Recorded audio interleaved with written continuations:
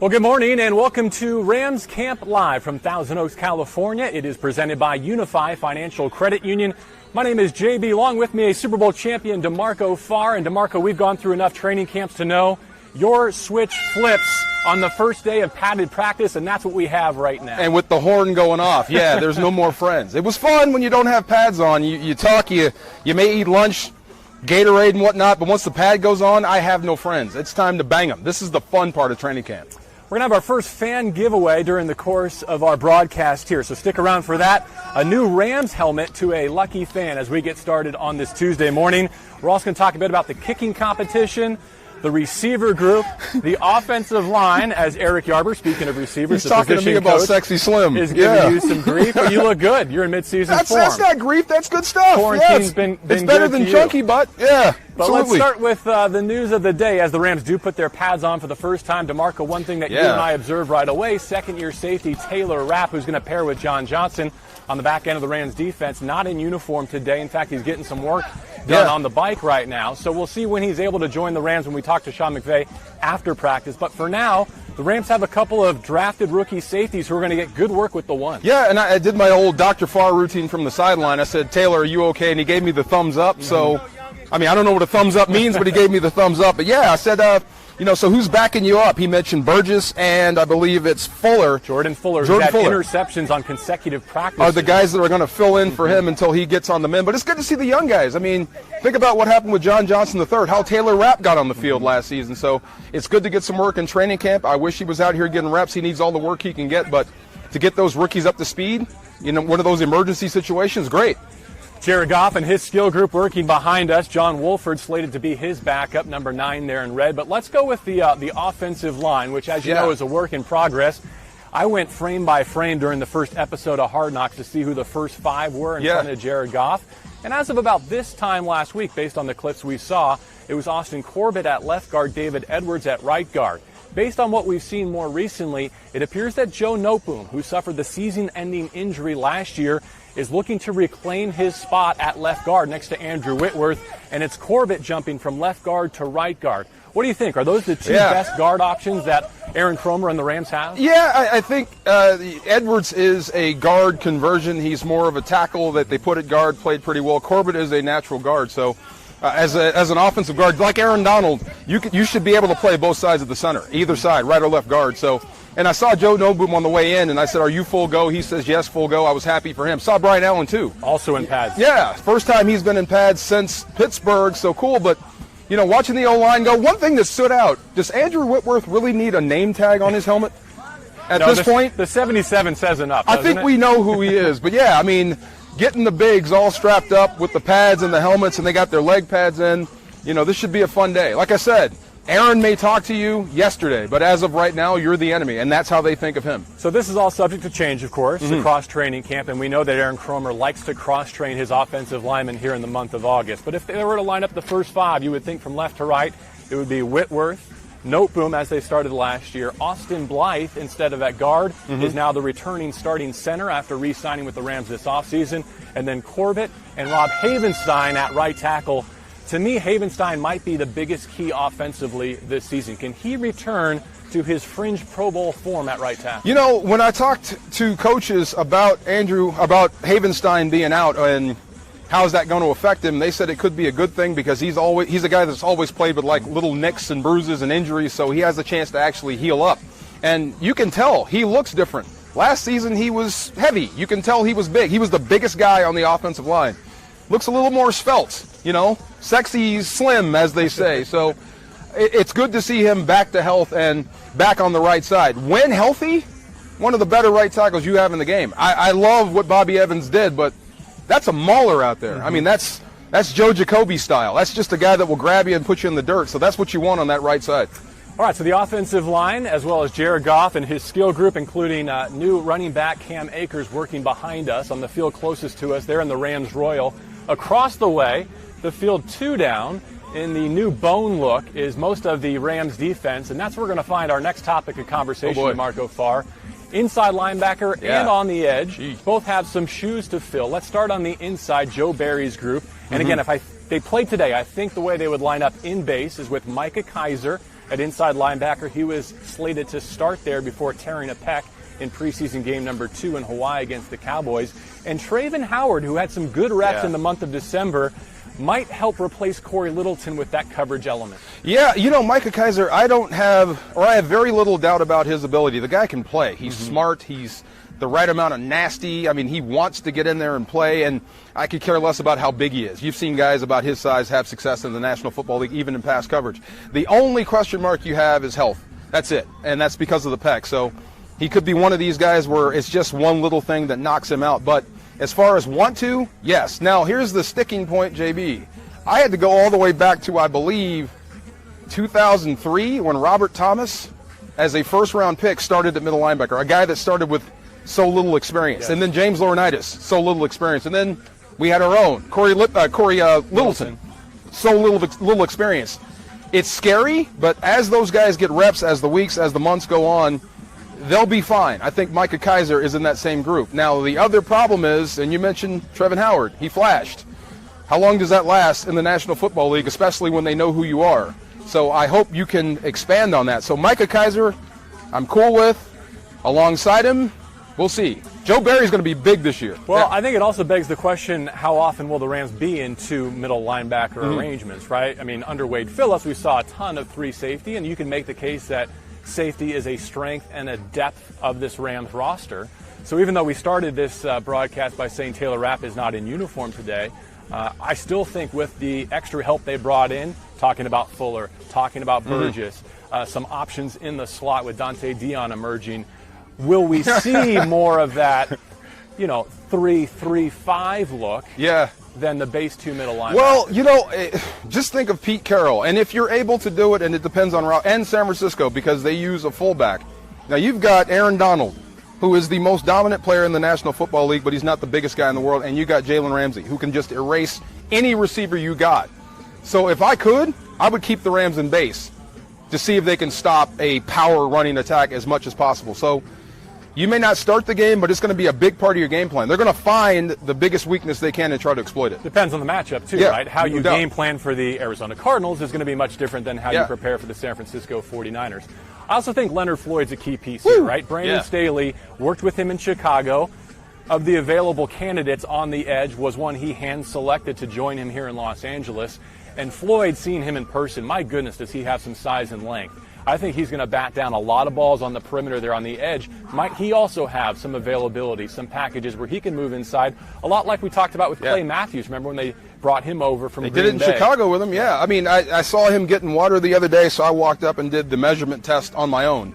And I'm looking right at the V of his neck. That's how tall he is. And I said, you moved around, you're comfortable, yes. If you like to rush, where do you like to rush from? Doesn't matter, but if I could pick, it would be on the left. So you kind of know where he's going to be. Outside of that, Samson Ebukam is a guy that's got a lot of reps in there. Great against the run, on the rise against the pass. I like Obo behind him. That's a pretty good three-headed monster at outside linebacker. Let's get an update on where we are in terms of practice. About 12 minutes away from starting a one-on-one phase where we should see some good against good. No fights, please.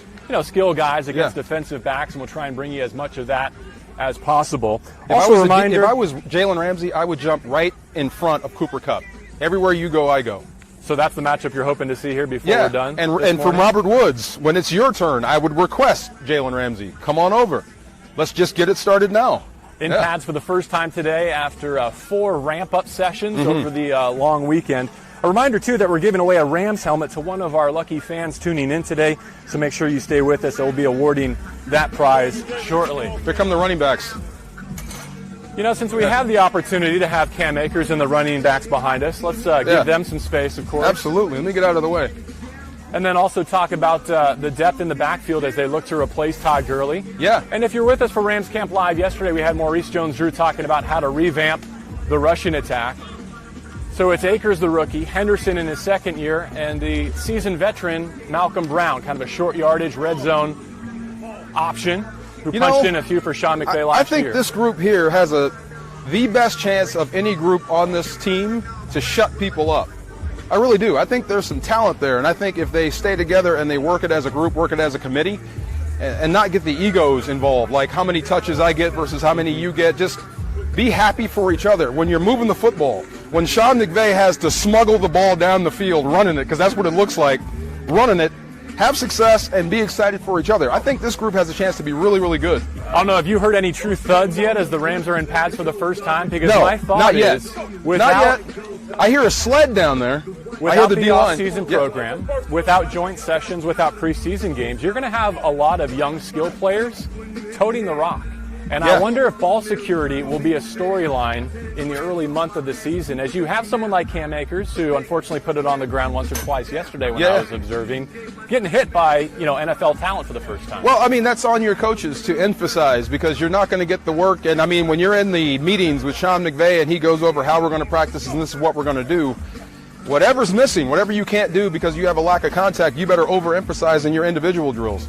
Really, I mean, because when it comes September, October, November, definitely December, and you start putting it on the ground, this is where they're going to come back to. Did you work on it here? So, yeah, just because you can't do it doesn't mean you can't do it in practice. You want to jump to wide receiver? Because I know you have some thoughts on your mind about how it shapes up without Brandon Cooks.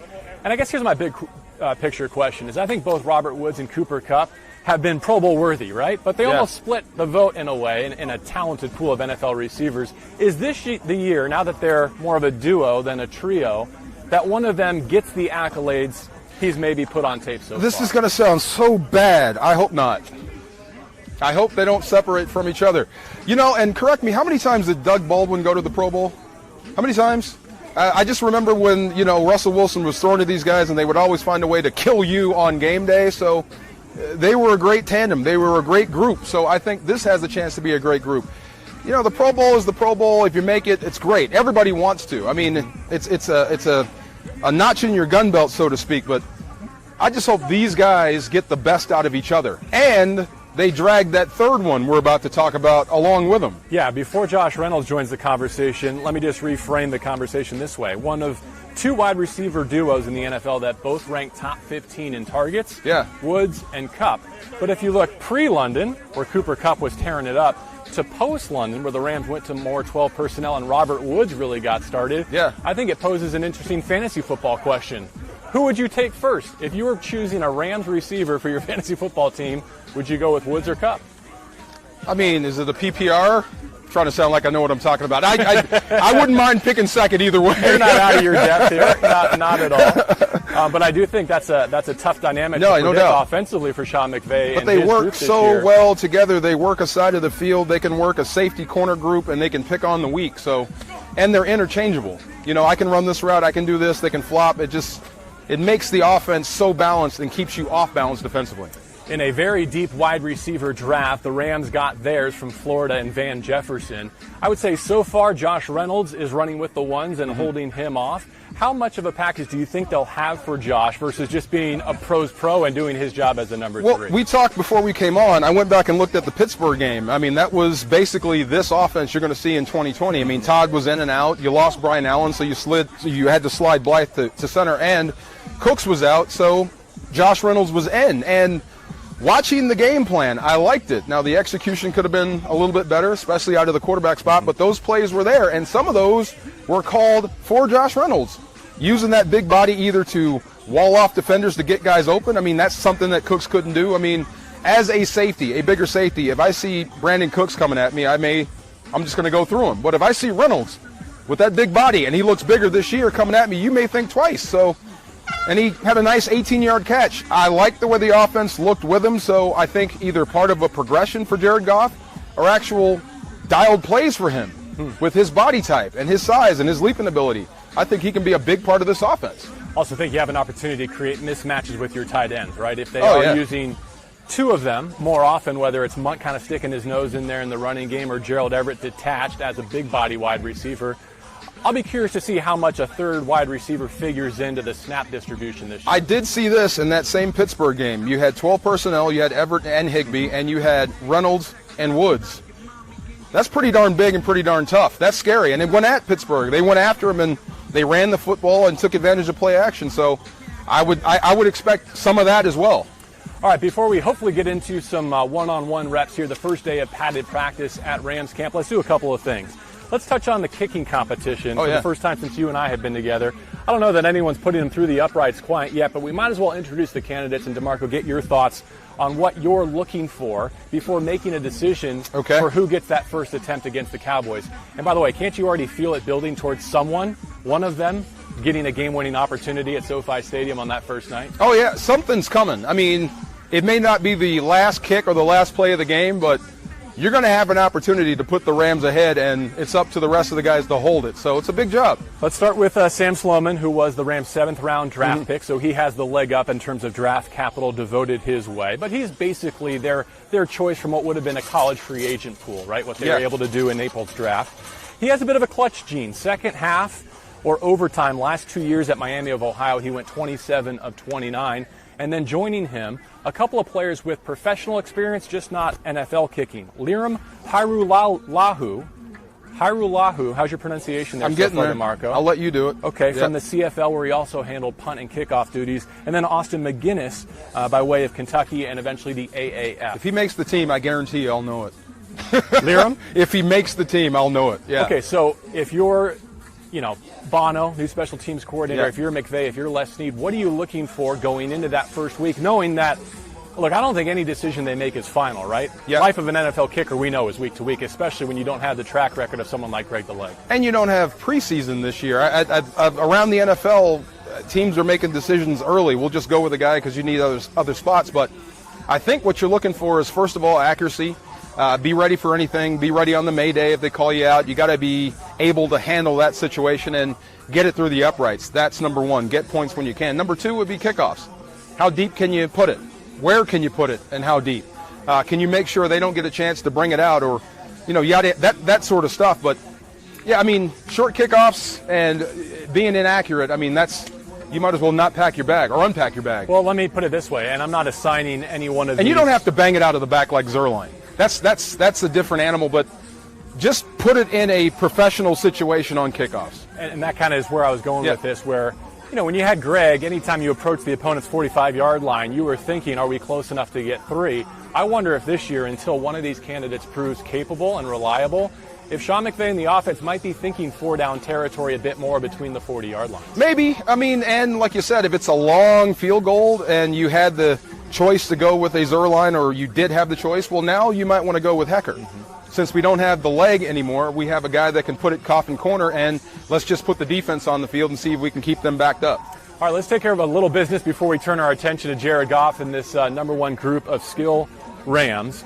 And we mentioned that we're giving away a new Rams helmet to a lucky viewer here this morning, and the winner is Sergey Kornieho. Hey! Sergey, way to go. We're so glad that you've won, and we will reach out and get that helmet sent your way. They look sharp here in the morning sun. I want one. In Thousand Oaks. It's going to be up in the 90s here in Ventura County today, but we got an early start to try and beat the heat. Yeah. All right, why don't you and I open up, DeMarco, and kind of give our camera a view of the field as Jared Goff and John Wolford stand side by side and complete passes to Cooper Kupp, who's in a new uniform, number 10 this year, and then also number 11, Josh Reynolds, also going back to his college look. JB, tell me something.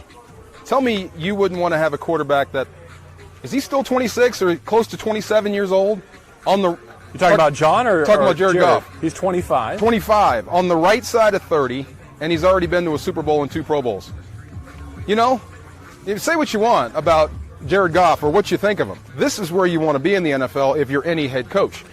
You got a guy that's had some success. He still hasn't reached his potential. He can get a whole lot better. He's healthy. Come on, man. This is where you want to be. We just saw a sequence of running back targets there in order: Malcolm Brown, Henderson, and then Cam Akers. And DeMarco, the Rams targeted their running backs fewer times than any team in the National Football League last year, which was stunning considering how much of a two-dimensional threat Todd Gurley had been in 2017 and 2018. I don't think that was a Sean McVay going away. I think that was just a function of what was going on with Todd.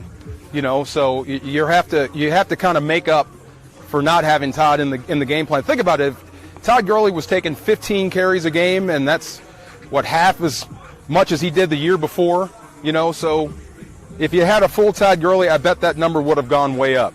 All right, so here is that number one offensive line unit, and we see they begin in 12 personnel, actually, with Higbee and Everett, the tight ends. And as we described, it is Joe Noteboom getting the first rep at left guard with Austin Corbett, it looks like, at right. I like that line. I do. I mean, theoretically, on paper, I like it. It looks good.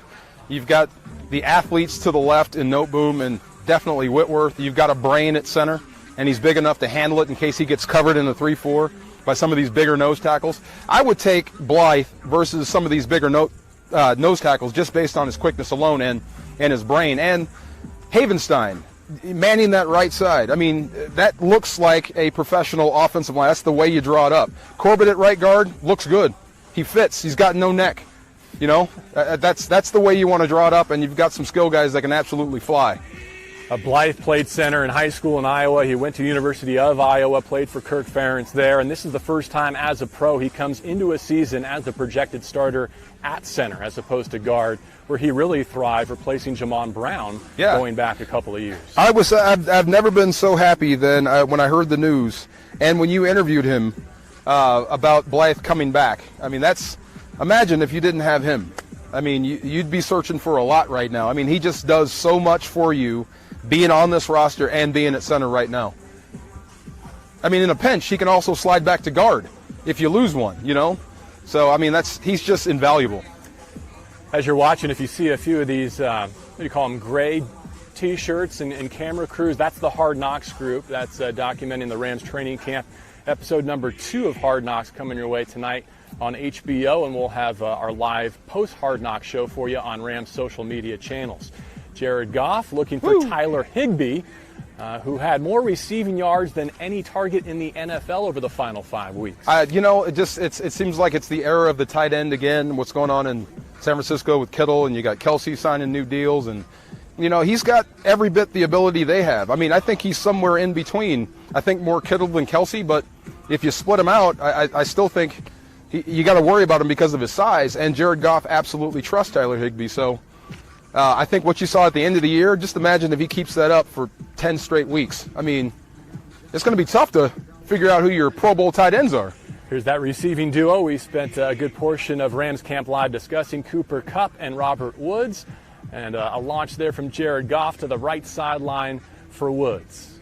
They just fit. I mean, if you're building a play set for Jared Goff, this is what it would look like. I mean, tough as nails receiver. You've got basically a quarterback at receiver in Cooper Kupp that knows as much as you do, and they can think on the fly, and they have that telepathy, you know, where they can change things or side adjust, and we're going to do certain things just with a look or a wink.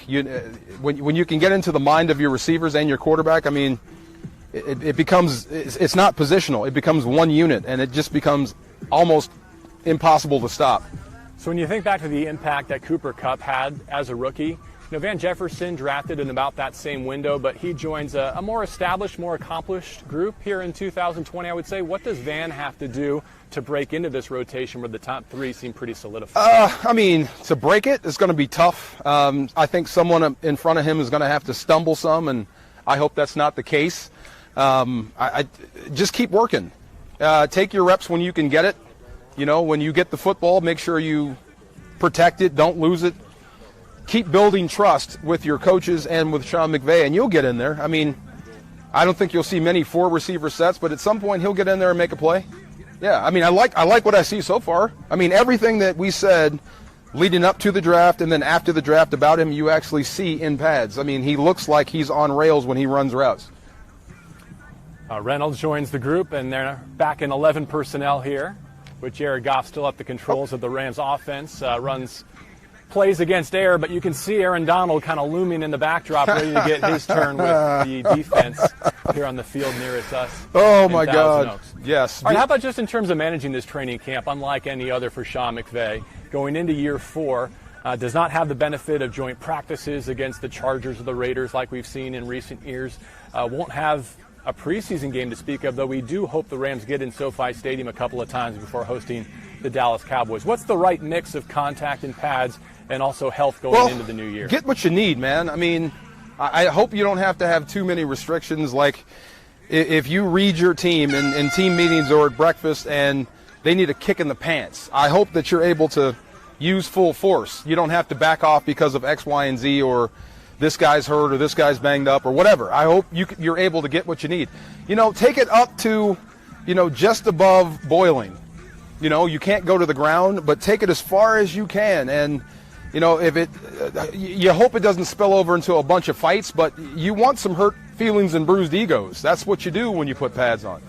All right, thank you for being with us here in Thousand Oaks for Rams Camp Live. They're about to get going with the good stuff, the stuff that we're not allowed to put on social media. So we'll go enjoy that. A reminder that tonight, HBO's Hard Knocks featuring your Los Angeles Rams will have a reaction show on Rams social channels immediately after. And in addition to what we're seeing here with the Rams at Cal Lutheran, follow NFL Network for updates from around the National Football League throughout training camp. Why would you ever throw at 20? I don't know. For DeMarco Farr, I'm JB Long. We'll be right back here tomorrow morning in the 9 o'clock hour for another episode of Rams Camp Live presented by Unified Financial Credit Union.